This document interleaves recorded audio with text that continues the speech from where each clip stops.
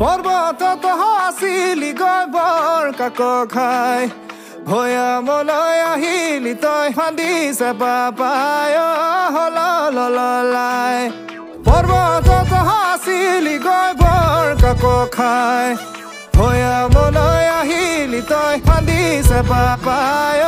হললাই এ হললা হলল